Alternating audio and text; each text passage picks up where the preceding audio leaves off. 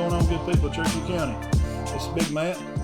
Diamond Dean couldn't be with us today. He had some other stuff going on. So he's at the SEC tournament. He's fixing to get things going up there, moving to Nashville, and he's up there making things happen. So it's good to see everybody today.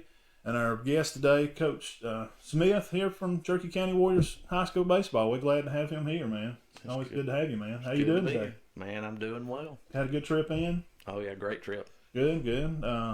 Well, he's how long have you been at Center? You've been there for... This is my fourth year. I thought it was 3, but this is the 4th year, right? That's correct. Are you Major League Baseball? You get to watch it? Because I know now coaches, usually because you're coaching, usually don't get to watch because you are coaching. So is that something that you get to watch, is get to keep up with any MLB? If so, who do you watch? Who's your team? Who's your dudes? I am all about some baseball. I watch, as a matter of fact, I watched the game, watched spring training game before I came over here today. Right. When I get home at night, that's what I go to sleep to. I am a Braves guy. When I wake up in the morning, the first thing I do is check the Braves. I check their minor league schedules. I check their minor league players. I'm all in on the rumors going on and who they're going to be trading for and all that good stuff. And that trading is always going on a lot with the Braves. They aggravate me very much, man, with the trades. If they'd leave stuff alone, they could win.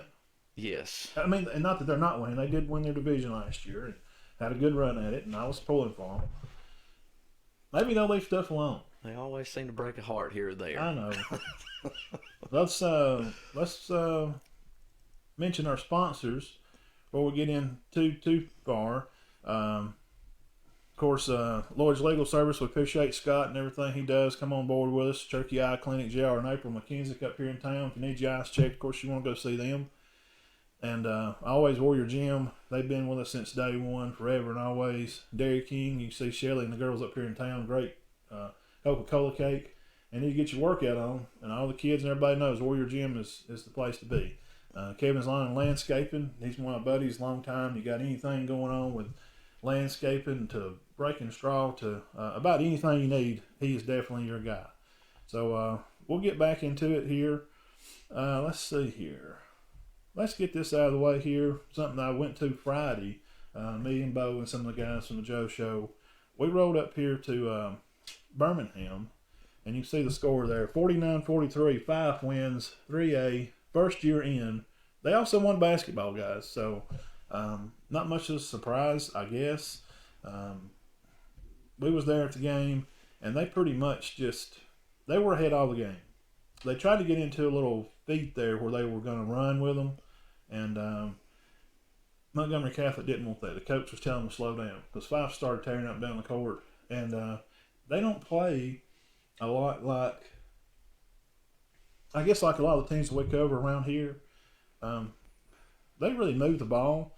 They're moving the ball to the top of the key. They're waiting for the guy to make a move to the lane, that kind of stuff. And, of course, Big Brody, man. I mean, he's going to UB. He's already signed. He's a force to be reckoned with down there on the inside. And they find these areas, and they just dump the ball to him, and he's splashing off the glass. T.J. Dudley was a name that stood out for Montgomery. And I know some Dudleys from the Gadsden area that are about 55-ish, and they were super, super basketball players back in the Emma Sampson, Leachfield, rival days, early 80s. So I don't know if they're keen to them, but these are Fife won this, man. This was not given to them. They beat a great-looking basketball team. I don't know if you know, but I actually, I coach basketball too at Cherokee County. Hey, okay. So Caleb, he's just around the corner down here. That's exactly right. Caleb and I have been kind of the dynamic duo for the last couple of years, if you want to call us that. But we actually played Fife last year. Yeah.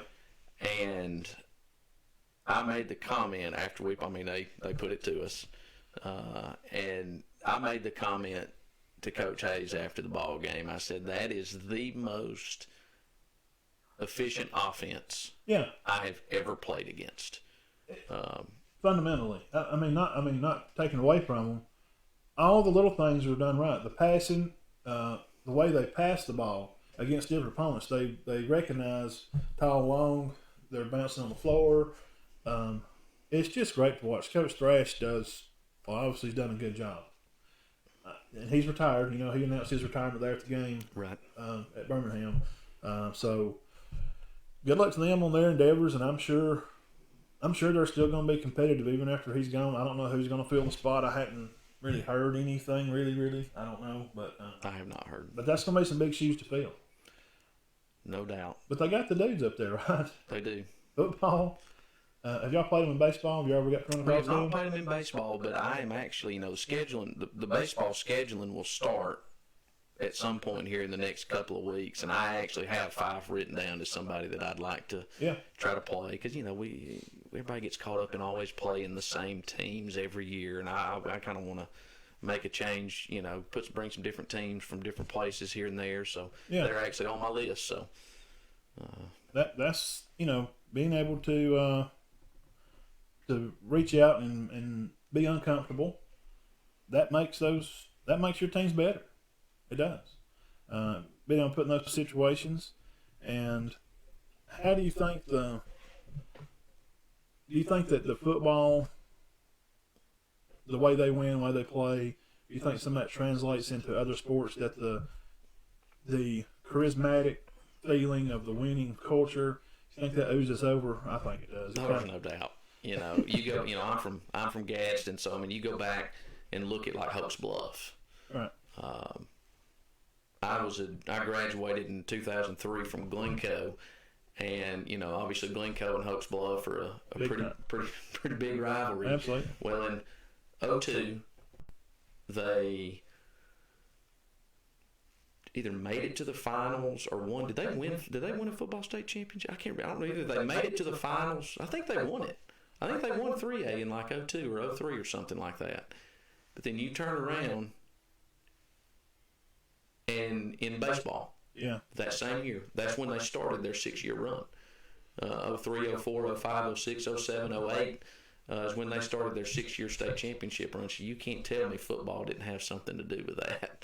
It's just it's a system up there, and I chatted with a few guys on the page or something, and how up there it's just considered that you're going to win, and coaches coach and players play, and they just prepare their kids very well and what they do with their system and the process, and they just go on and do their thing.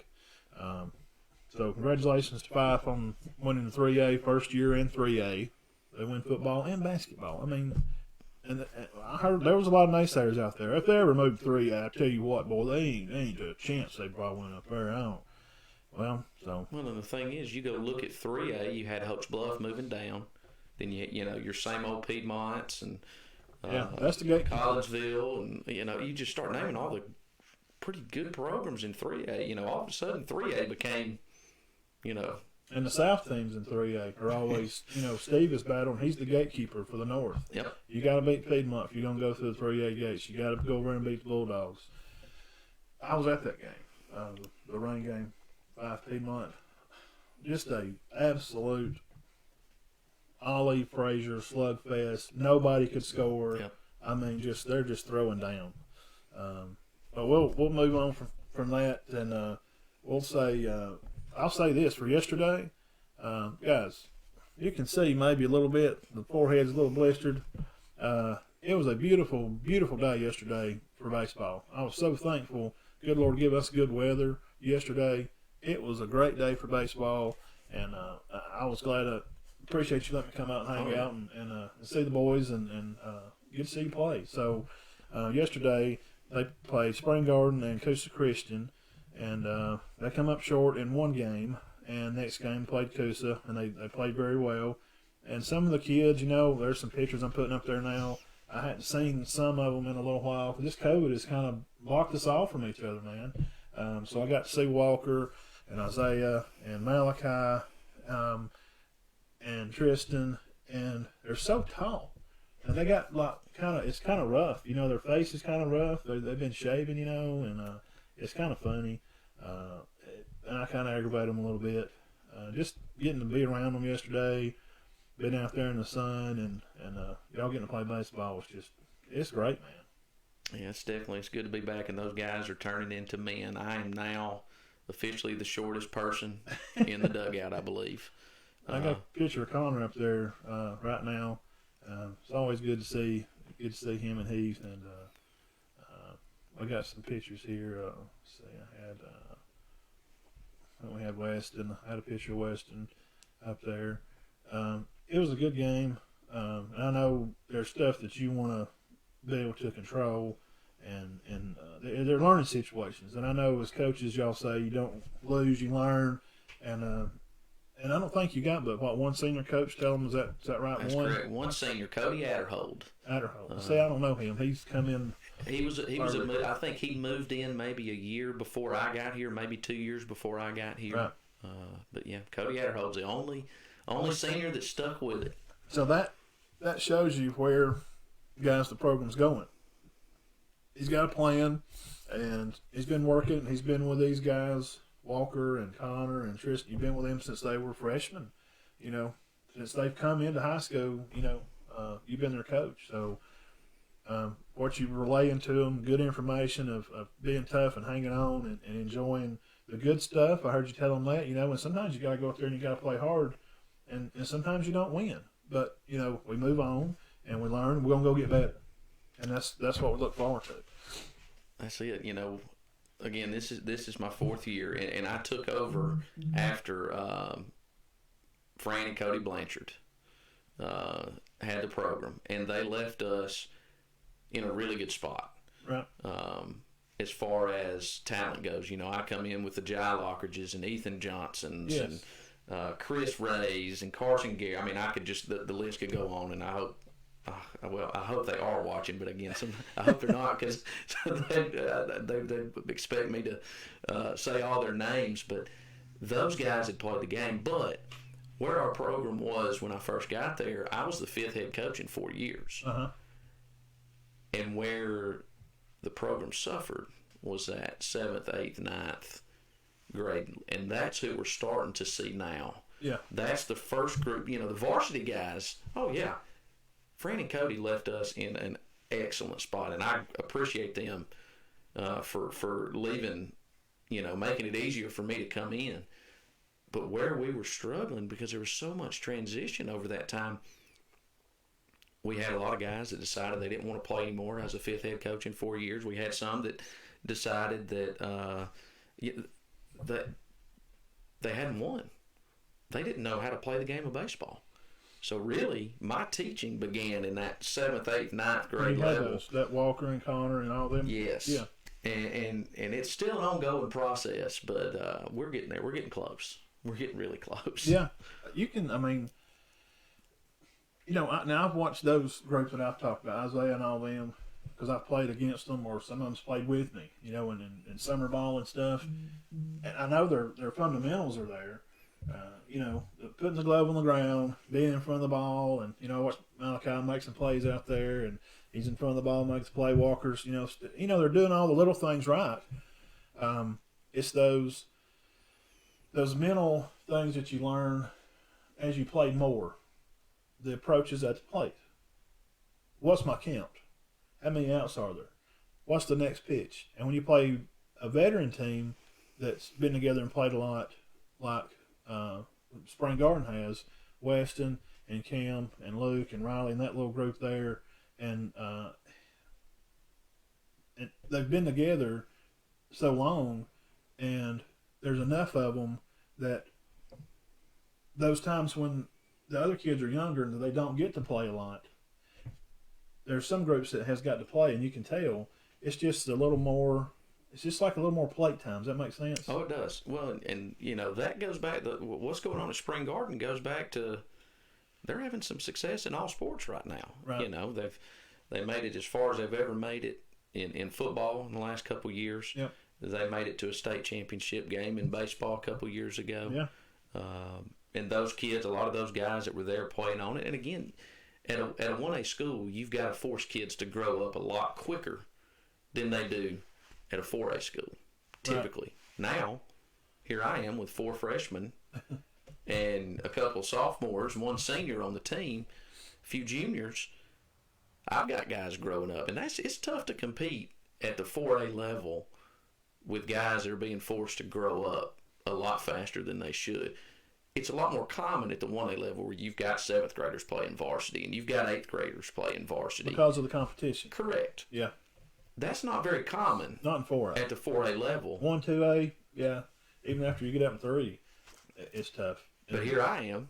Again, I think yesterday I started 1, 2, 3 freshmen, a senior, rest are junior, sophomores. And 3 or 4 freshmen. Is he Malachi's a sophomore. He okay. Him and Connor are your 10th graders. Yep. And Walker's the junior. Walker and Tristan are juniors. Right. Isaiah's a junior. Brian Green, who played left field, is a junior. Yeah. Everybody else is freshmen and sophomores. Yeah, your little catcher. Jackson Altman. I talked to him a little bit, and y'all were getting done, getting cleaned up, and I said, you like catching? I mean, it's a special thing. You don't just assign a catcher. He said, yes, sir. He said, I do. I like it. I said, you like getting dirty and getting there and getting after. I said, you did good today. I was paying attention. He said, oh, thank you. Thank you. So you're getting a little rapport with the young kids there. And when they like what they're doing, it's easy to coach. Oh, yeah. When they enjoy it, you're not having to push them to do it. And like you said, though, that 4A spot, I mean, most 4A schools, you're going to have 15 kids, 20 kids on the baseball team. And, I mean, the dugout's full, and they all played like you had a whole team.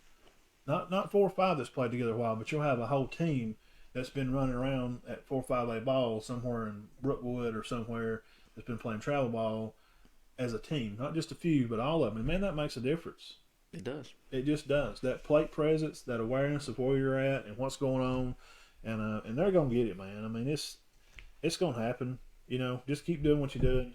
And I'm gonna be hanging around and coming out there and watching the stuff. And it was really good yesterday, though. I mean, though I can't get over the weather. It was great. Yeah. I did get burnt, but now we'll change gears a little. What brought you into education? Like what? My original plan, my father worked for State Farm for 30 years. His dad worked for State Farm for 30 years. So my original plan... You're supposed to work at State Farm. Yes. My original plan was going to be to work at State Farm. And my senior year, that was my plan. But I'm sitting in class one day. I was like, man, I had a teacher, Coach Pierce, Jason Pierce at Glencoe High School. And he was my government economics teacher. And... I was just sitting there one day, and I was like, man, I might like to do this. and decided then that I was going to get into teaching and coaching. And as soon as I graduated high school, I started coaching and then went to Jacksonville State and started my education degree, never looked back. Yeah. Well, and you teach? 10th grade history at Cherokee County High School. Good, yeah. I'm a history guy. That's what I major in. I wanted to do science, but because I'm naturally a biology guy by nature, Boy Scout type stuff, grass and crickets and frogs and trees and leaves, and I dig all that. It's easy for me. But then when I sat down and started doing the curriculum, and you need 2 chemistries to complete your hours. That little box down there on the bottom? I do. And it said 2 chemistries, and I remember talking to Coach Carpenter at Cedar Bluff about it, kind of run it by him, he's like, well, if you just really want to do it, you're just going to have to do that. I was like, man, I can't do chemistry. My brother-in-law, Gary Wall, shout out, Gary's watching. He's from that area down there, y'all. He's played with Taylor and some of them. Oh, yeah. He is a chemistry major. So he tried to talk to me about some of it. I'm like, man, you're talking Chinese. I'll just do history. I thought I wanted to do PE like Mama did, but then I got thinking, well, all I'll be able to do is just PE. I feel like if I did history, it'd get me in the room, right. That way. And I know they'd ask me to coach, and I would help do anything. I love the kids and love doing that aspect of it. So, now, as far as coming to center, what was some of the, I guess, the leading rope to pull you in? You kind of had an idea you wanted to come there. You knew the positions were coming open, and what kind of pulled you on down here at Cherokee County? at the time, I was coaching at Etowah. I think maybe I was leaving there, headed to Sardis, and that's where I was at the time. And I had found out that the job was coming open. Actually, I found out the job was going to be open before it was actually officially open. Sure, right. I had already applied for it. Okay. And that was the first job I applied for. And the reason that I decided with Cherokee County, I mean, it was a no-brainer for me, is growing up, the success they had in football, Coach Curry coming in. As I was graduating high school, that's when their basketball program was starting to be on the up and up. So I knew the athletes that were there year in and year out. And I knew that if I came to Cherokee County, that I would have the opportunity to compete for area championships and state championships year in and year out. And you can't, there's a lot of programs that you can't say that about. But one thing you can say about Cherokee County is if you take a job here, you're going to have opportunities with the athletes that you've got coming, with the community support that you've got.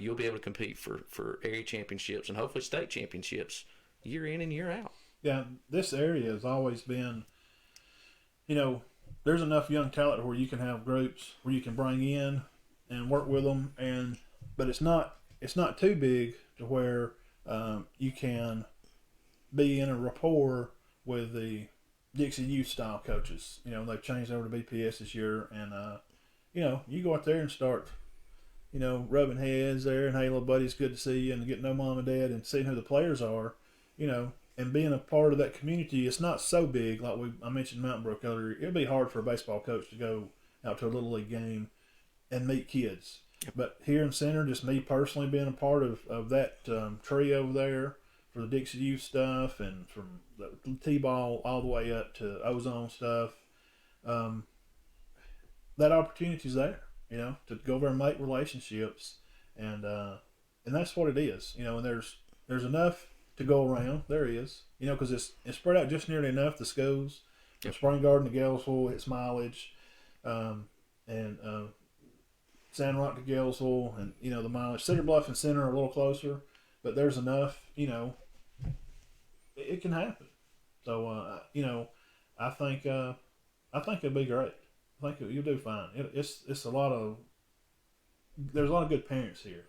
I've learned that through the Dixie Youth stuff and playing against, and there's some competitive parents out there too. Now let me tell you, the battles I've thrown down with Chris Woods and some of them's watching from Sand Rock, and Daniel St. Clair, and the Sand Rock battles we used to throw down in baseball. There's a good group up there. Yeah. Logan Wood, shout out to all them boys up there. Played against them forever, and it'll be great. I'm looking forward to seeing what you can do out here. And it's been, your group is almost there. I mean, as seniors, you're right. getting them to where kind of what you want, and then they can see some success, and sometimes when they miss the mark, and the younger ones can learn from that and move on and have good careers there, etc. Oh yeah, it's all about the learning process, and last year, obviously it was a COVID shortened year, but we were 1-9. That was our record, but we were competing. We just we weren't able to finish some of those games. Last year we had the lead on Etowah through 4 innings. We had the lead on Southside through 4 innings. The lead on 6A Pinson Valley through 4 innings. We were competing, but we were just so young we couldn't finish. Now we're starting to win some of those ball games. Yeah. I really felt like we were going to win. I really felt like we were going to beat Spring Garden. I thought we were prepared to beat Spring Garden. I thought we were ready to beat Spring Garden. We kind of took a little step back yesterday, but that's what happens when you got a young group. You don't know. Some days you just don't know mindsets and things, but they are getting better. They've already, we've got 4 wins this year in the early season, and that's 3 more than we had last year. Well, that's a plus. Exactly. In 10, right now we played 10 games, so we're 4-6, and through the same time last year we were 1-9. Now, tell me about, just talking about some of your younger group and this stuff. Tell me about some of your younger players. Like I know some of the middle school, let's say Tristan's little brother, Aiden Whitefield. that little group, and some above him. Tell me a little bit about that little group there. I've heard a little bit. I'm asking you so. All right. So we go, and again, everything has been so crazy with COVID. I have a system of how I like to do tryouts and do things. Well, I didn't get to do tryouts till actually after the year started this year. I like to have that done before that year's over. Basically, as soon as baseball season's over, I'm having tryouts for the next year. Right. So I go in and I've heard that this group was a good group. You know, obviously I had the 8th grade group last year, but the group coming up, the 7th graders. And my goal was to keep like 15 kids. Because at that level, you play 5-inning ball games. It's really hard to get kids in a ball game. If you start getting over 13, 14, 15 kids, it's hard to get them in a ball game. Yeah. I kept 18 kids. And to be honest, there were some kids. I don't know how you done that. I could have kept 25. Oh, Listen, well, you could you make 2 groups out of that? I could have made 2 groups, but again, only 5 innings. It's just so hard. I know. And you're only allowed, 24 games. Really, truthfully, you start getting over that number, and you're really taking reps away from kids. Right. But and then you got a lot of kids that are getting some reps instead of a smaller group that's getting a lot of. I know I've been through that in that younger level. Yep. It is. That magic number for us was always about 12 or 13. Anything over that, it's hard. And I kept 18, and this is no joke. They can play, every one of them. Gloves on the ground, hands throwing their hands in baseball. In every way, that 7th and 8th grade group is better than the group I've got right now at the varsity level. Every way. They've got the pitching. They've got the bats. They've got the defense. And that group has been playing together. They do the travel ball. That's the whole group. Yes. They do the BPA. The group of parents in that 7th, they're so supportive. They, it does. And they want to play. I'm dealing at the varsity level with a lot of guys that are 3-sport athletes, and it's hard to split that time up, and there's not been a lot of, I right now, I think I have 3 guys that play a lot of travel ball going on during the spring, during the summer and fall. Mm-hmm. A lot of my other guys are big time into football, big time into basketball, big time into both. Yeah, or they're just wanting to just swim and hang out in the summer. Exactly. What we used to do as kids. Exactly. Kids don't. They play sports, man. This group in that 7th and 8th grade level, they are ball players. A lot of times I'm getting athletes that are just trying to find some other other things to do to keep them in shape. Right. I got a few baseball guys, but this group of 7th and 8th grade guys, they are baseball guys, and I am so excited. You can tell when you see I've seen a few of them. They have their baseball hats on. You know what I'm saying? Yeah. And you can tell, they're looking to play ball. Like at the game of the day, they're out there, behind the concession stand trying to get a game together. There's 2, 3, 4 of them out there playing or something. So that may sound silly, guys, and y'all can laugh, but I'm telling you, I've seen some of the best cut ball games behind the concession stand at Center, Spring Garden, Sand Rock, Cedar Bluff over there. You can see your young kids. That's what they're going to be doing. You can kind of see kind of who's who can outrun who's outrunning who over there. You know, that's what I was talking about before the show. Recognizing talent, being out there on the playground and noticing that young talent. So, you got that. I know a few of them. I don't know all of them. So I think there's going to be plenty of good to come. And you'll already have had that time under you already, and they know you. And they know that's all they know is kind of you and what you're doing and what your plan is. And it's only going to be successful. So that was the next question. Kind of leads to this. By 2024, in 3 years, when those 7th graders or your sophomores or junior class, I know it may be a cliche question like, where do you see your team at in 3 years? Well, that's a dumb question. We want to be playing for state championships.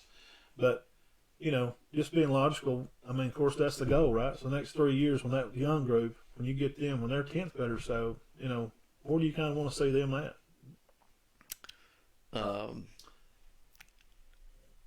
my first 2 years here, the group that Fran and Cody left me with, Ethan Johnson and Jai Lockridge and that Noah Ledbetter, that group, I had no clue what I was getting into. They're good, man. Those some good kids. They were. And I usually don't worry about any of that kind of stuff till about spring break. Then I evaluate where we're at. And I think, all right, what type of team are we? Well, at that point, we were the best team in the state. My first 2 years at the spring break point, we were probably the best team in the state. If we had played Hoax Bluff, we probably would have swept them. Was Gunner Gable on that team? Or was Gunner done gone? He graduated with the year before I got there. Graduated the year before I got there. I watched them play Dixie Boys. Yeah. Johnson put together Ross and that group. Yeah, remember that little... Yeah. Like, oh boy, I was over there and watched them. Keaton Kilgrove. They were just like everybody at home runs. That was a group. These guys, I fully expect, and they could exceed some of that. What you're trying? That's okay. I'll say it. I hate to put this out here, but well, my full expectations. You want to be better than that group. After this year, I expect to be a 2, 3, 4 round team competing for state championships every year for the next 3 or 4 years. Yeah, that's my expectations. Now, there's a lot of things that can get in the way of that.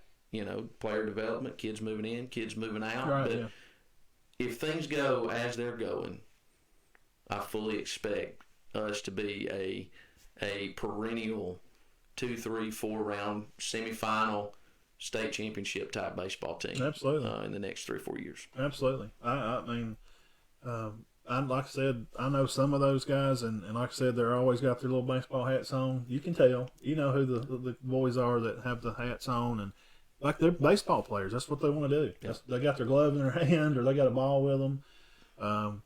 So I think it'll be great. I'm excited to see what you got going on out there, and we just started the show last year, and kind of we didn't catch most of the baseball. I wish we could have had more into it to get out there last year a little more. So I'm glad we are in there now, and we're getting to go with Coach Smith and getting to see some of the young boys come through. So now I got to get to know them, because all the ones I know, they're going to be leaving us, the next year or two. So I got to hang around. So I appreciate you again. Some new guys. Yeah, I appreciate you again, man. Let me hang around and meet some of them. And, it was fun yesterday. Last serious question, then we'll move to something easy. We'll wrap it up here. Right. Because baseball is not just baseball. For me, there's always life lessons to learn in all general sports. Baseball is a little different because you're on the plate and you're alone. You're by yourself, and you got to commit to do what you're going to do because you're battling that guy up there. One guy is against you. And not swinging the bat is guaranteed failure. And fear of failure is what baseball always let to teach the kids. If a kid went down swinging, he struck out, and he's just close, I'm okay. We're clapping. We're bringing him back dugout. Hang your hat up, right? We'll get him next inning.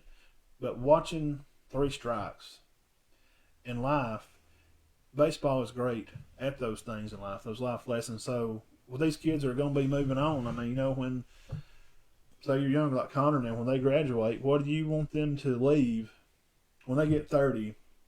What would you like them to remember? Something about you or about playing ball for you? Well, playing baseball and being in my classroom is about the same. I have students every day that ask for life lessons every day. I'm big on life lessons. And it really hits home with these guys because these guys have been growing together and learning to win together. And my biggest piece of advice to my guys right now, what I hope that they can take with them is you are going to mess up.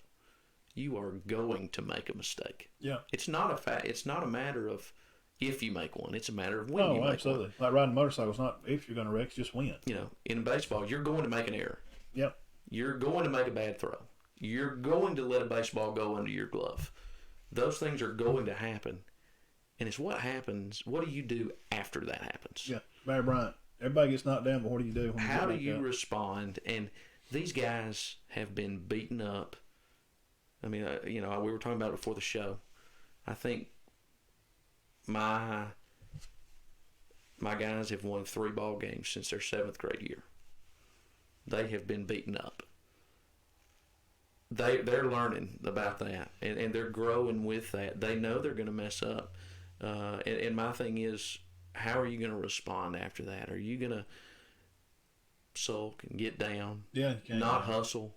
You know, you're going to make a mistake. I'm going to make mistakes. Yeah. And how do you respond after that? You know, put your pride aside and go full speed. Make that mistake go in full speed, because it's going to happen. Being men, I mean, we're prideful by nature, but, you know, thank God that, you know, that God loves us enough that we make mistakes and fail every day.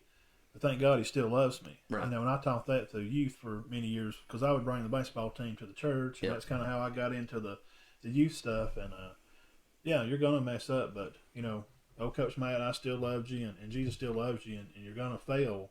But you can't be looking down and stumbling around in the mud holes because, you know, you're just going to keep stepping in them. Get your head up, get your line on God, and put him first in your life. And all this other stuff will work out.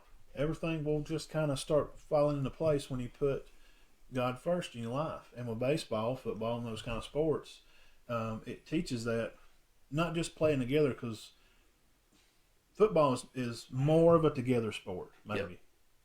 Well, like I said earlier, that baseball, man, you're in that box. And you're holding that bat, man. You're grinding your teeth and you're squeezing that bat. You know, and you got to make the right decision. You got to make what's the science on that? Like point something? Oh, I saw something on Facebook on it the other day. I mean, it's... You got to make a decision real quick. Yes. And if you mess up, you got to get the bat back up there and try to keep swinging. So, yeah, that's good advice. I like that, Coach. It's good. Just keep swinging, and That's it. you're going to mess up. It's going to happen. Yep. But just keep trucking. Get your head up and keep your eyes focused on the prize. Yep. And I'm sure the year is going to turn out. It's already been better for you guys. Yes. Now, who y'all got next? What's the next up? We have a few days off, which I always want to play, but we're at a point now where we need to do a little work on us. Sweep up the house. Clean Exactly. Up We've got Pleasant Valley coming in on Thursday, and then we go right into area play. Our first area series is coming up next week against Anniston. That'll be at home at here? I believe so, yes. Okay. All right. So we start area play, and then we hit the spring break, so we get a couple weeks off of that. So, I mean, the bulk of the schedule is upon us. Yeah, and it's been weather. It's been fairly decent. You know, there's been some rain, and I'm afraid it's going to happen. And I'm not going to say it. I shouldn't even said the R word. I'm sorry, Coach. Those kind of baseball coaches hate the rain, man. You're digging out there, and I remember seeing Taylor and Evan will just be out there just digging and slopping and shoveling and sanding and trying to get the game in. And we're like trying to figure out if we know somebody with a helicopter to come over here and sit down on the field. Yep. So, you know, I think it's going to be great. And I'm excited to see the rest of y'all's season. I'm definitely going to keep hanging around. Now we're going to change gears on an easy topic. We're kind of done with baseball stuff. Let's do it. This is good stuff. College football team. Who's your dudes? I'm an Auburn Tigers fan. I figured you would be. You're Taylor in that group, and that's okay. Yes. Me and Evan, boy, we used to go at it, man. When he was here at Cedar Bluff area, you know. Oh yeah. God, boy, I used to love just me and him would go at it, football stuff. Oh yeah, no doubt. But Auburn all the way. Well, since we're talking about Auburn, then how do you, their new coach? What's your personal thoughts on them? Are you glad they got away from Gus or? I loved Gus Malzahn. Anybody that knows me knows how much I love. He was Gus a Gus Malzahn. man. I was a Gus man. I have Gus sweater vests. I have a Cherokee County sweater vest now. I mean, I am. I love Gus Malzahn. He's an offensive mind of his own. He was, but in my opinion, it's very hard for me to think about getting rid of a coach that, if I'm not mistaken, in the last 5 years is 3-2 against the Tide. And if I'm not mistaken, there's not another soul in the world that's that. But I can understand why, and I can live with them getting rid of Coach Malzahn. I'm very pumped about the hire. Yeah, and he's changed gears, man. He's brought in some guys too. We did a whole spiel on the show back when all that went down. And offensive coordinators, I think Cadillac's, didn't he stay? Cadillac stayed. If you don't if you're not kind of in touch with the program at Auburn, and we've talked about it on the show before, and I have some close friends that graduated from there that are alumni. Mm-hmm. And my cousin, he's a chiropractor in Huntsville. He's an alumni of Auburn, and he keeps his thumb on. So we talk, and he knows kind of what's going on. And unless you kind of know what was going on down there, Auburn's been a mess for a long time. Boosters will not keep their finger out of the pie. And I'm an Alabama fan by nature, Right. but I like good football, dadgummit, and they couldn't win because they wouldn't get out of their own way. And an alma mater, I won't say who he is, said this. He put it very well. They would rather walk up and down the sideline smoking cigars than win football games. And that comes from somebody that's down there. So, yes, they have money. Yes, all schools pay players. If you don't think they do, then you're not paying close attention. Right. Auburn does it. Alabama, Ole Miss, Tennessee, all do it. Tennessee's in a big mess. Yeah. And Florida, they got in a little mess too. I think they put themselves on sanctions. Yes, they did. So it just goes on. So we're not going to act like I'm an Alabama fan. We'll say, well, Bama don't pay their. Come on, man. But this football hire tells you That's exactly right. that the Boosters are not running the show anymore. And that, Or at least that's an effort. yes, and that's a move in the right direction for Auburn. Yes. So I think they're going to struggle this year because of recruiting. They didn't get in their finger on a lot of recruits, and they had some guys jump off because they don't know the coach. Yep. But in the next year or two, I want them to be good. I mean, I still want to beat them on Iron Bowl day. Right. But any other day, you like for your counterparts to be successful. It adds to the win. If Auburn comes to Tuscaloosa undefeated, man, it's great to beat undefeated. Like vice versa. Right. You want Bama to be undefeated, and they come down there, to play Auburn, and you beat them. You beat somebody. Yeah. So you kind of want them to be successful. You just want to beat them on that November day. That's exactly right. Now, what's your favorite music group? Now, you was born in what year? 84. Okay, so let me guess. I'm gonna guess here. Let me try my 84. You're a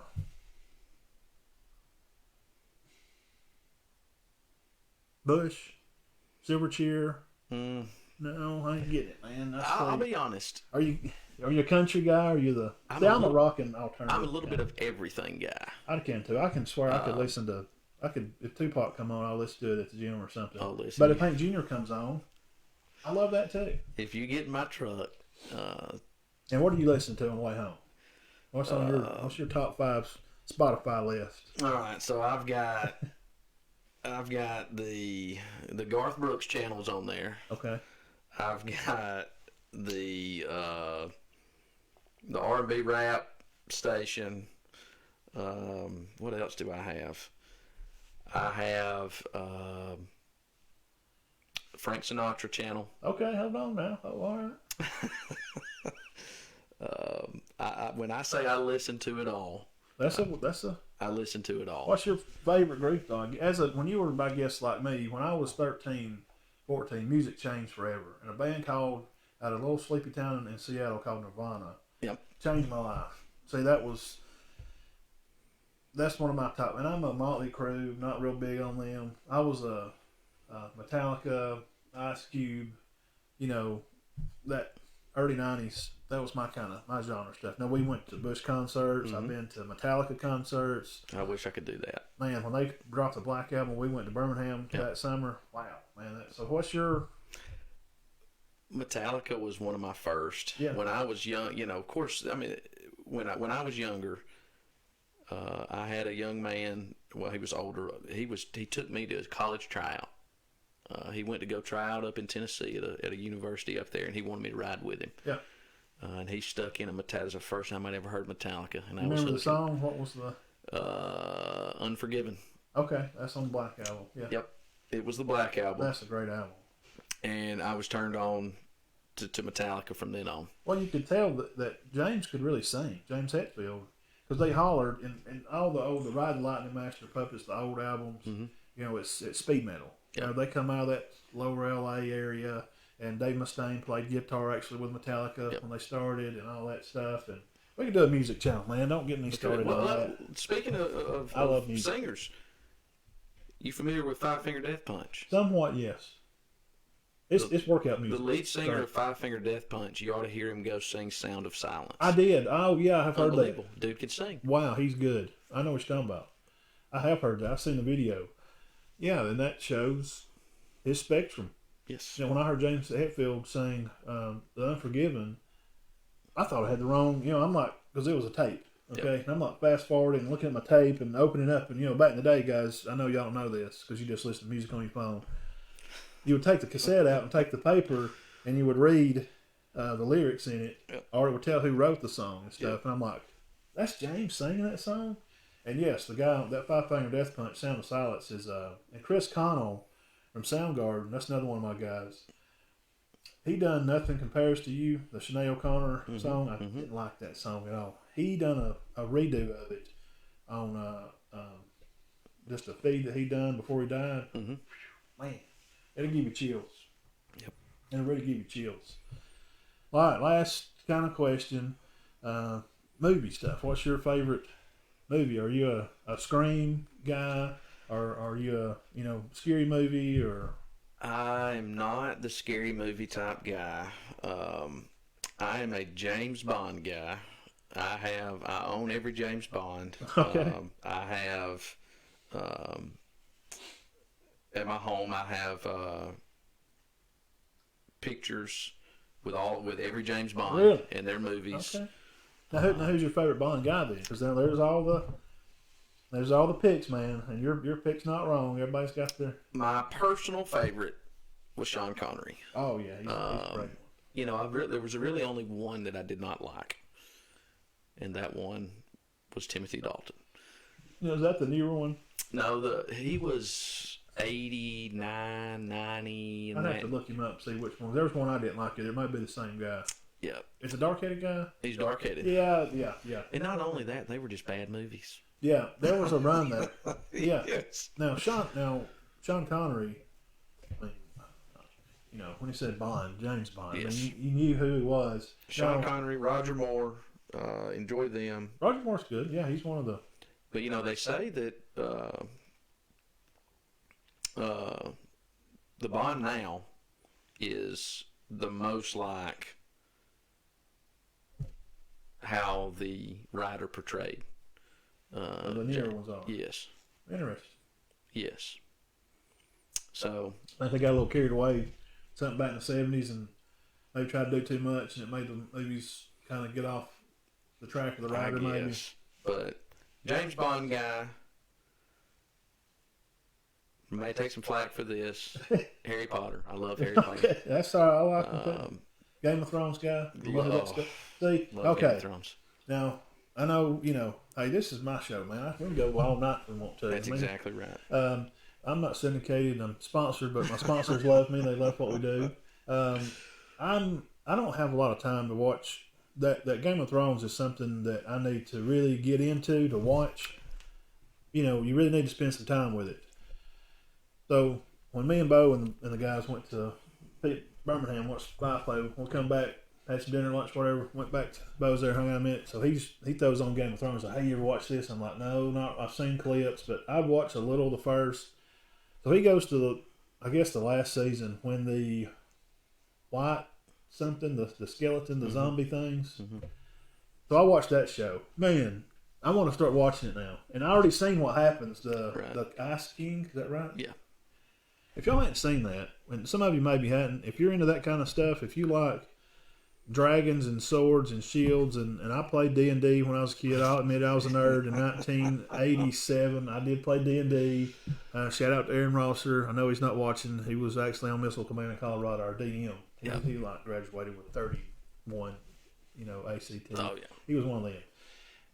So he shows me this. It's just, I just couldn't stop watching it.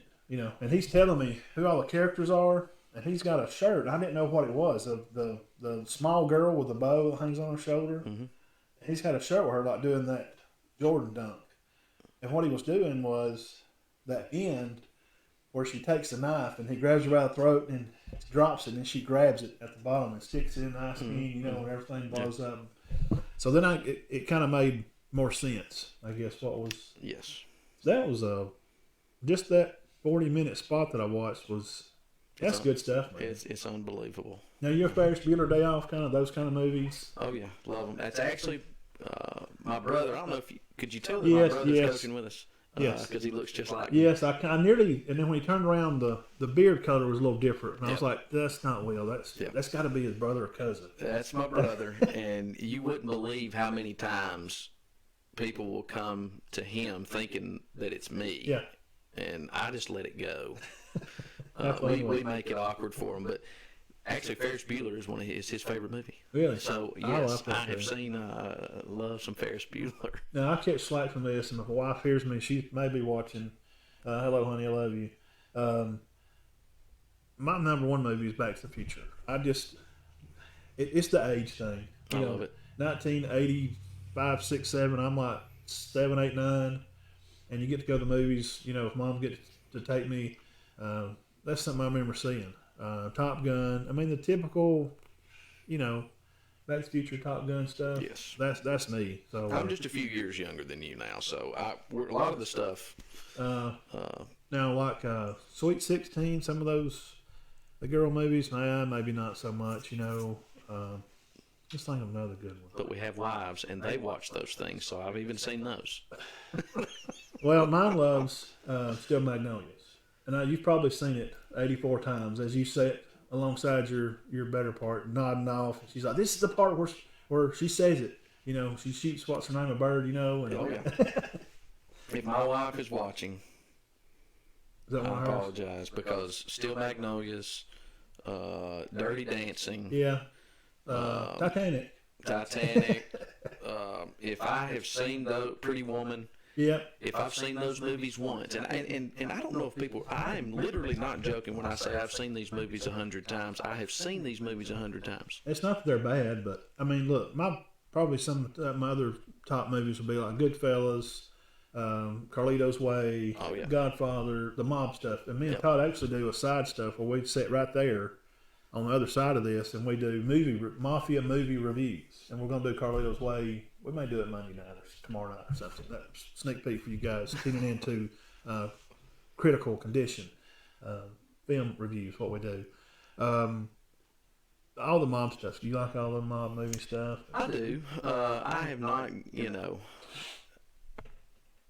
I've watched The Sopranos. Oh yeah. But as far as I've never really gotten into The Godfather. I've watched a little bit of it, but I've never really. It's more of a historical point of the story because it gets into a area in part 2. It's 3.5 hours long. Yeah. And an hour of it is about his dad, I guess Vito, and his life growing up and how he got into the life. Yeah. And how Michael Corleone became kind of. Right. Yeah, it's a hard watch, but more action. Like Goodfellas is it. Yeah. I mean, they come in, they're robbing truck drivers and they're selling cigarettes and this whole story, and then he gets whacked at the end, and then Casino, they drag Pesci out there in the cornfield, and that's all true story though, don't you? I did not. Oh man, I'm gonna send you the review that we did for Casino, and it's a guy named Lefty. He's that's his real life name. The Ace played him. He was a bookie long shot guy from out here on the East Coast, and they sent him out there. He was just a nerdy looking, hair slicked back, big glasses, but he could pick scores on games. Crazy good, just weirdly, strangely good at it. And the lady Sharon Stone plays the wife. The real woman in real life may have been better looking than her, and she winds up with him. Well, the guy that Pesci plays, he's a real killer. He's a real mob boss. He was trying to get to be a made guy, so he comes out to Vegas to help Lefty secure the casino and help watch after, whatever, and the rest is all kind of in the movie. Yeah, that was a real deal. That's a true story. Yeah, send it to me. That's awesome. That there's more little hooks, and I put on the thing pictures of the real cars, and I'd show pictures of the real people compared to. Pesci don't look nothing like the real mob guy, but now what about war movie stuff? You've been a history teacher. You remember? Did you watch the thing on Discovery where they did Chasing Hitler? Did you ever get into that? I have not. Oh, I that's pretty actually have that on my list. I know right now it's probably not top priority, and he's trying to win baseball games, guys. So stay off of him, man. Get off of him. That is true. It is baseball season. Yeah. So, Well, man, I'm glad you came over, bro. This is great. We've been on an hour. man. It's been an hour. Look, time It's, flies when you're having fun. Well, I'll say this: it's been an absolute blast, and I'd like to thank you for Oh, absolutely. for all that you do to try to get our guys showcased. I do. And I love to put it, that man. out there. The guys will appreciate it. It's just unbelievable. We greatly appreciate it. I do. I love all the boys, and I'm getting to know some of them, and some of them I know, and some of them I can scob their head, and some of them I'm getting to know. So I appreciate you letting me hang around, and I'll see you somewhere at Phil. Maybe run by practice tomorrow. Yeah, we'll be practicing tomorrow. I may come by there tomorrow. I'm trying to see who else playing. I gotta get over to a Spring Garden home game. Sandrock's at Collinsville, I think, tomorrow. Yep. Or Tuesday. I try to go see everybody, man. Oh yeah.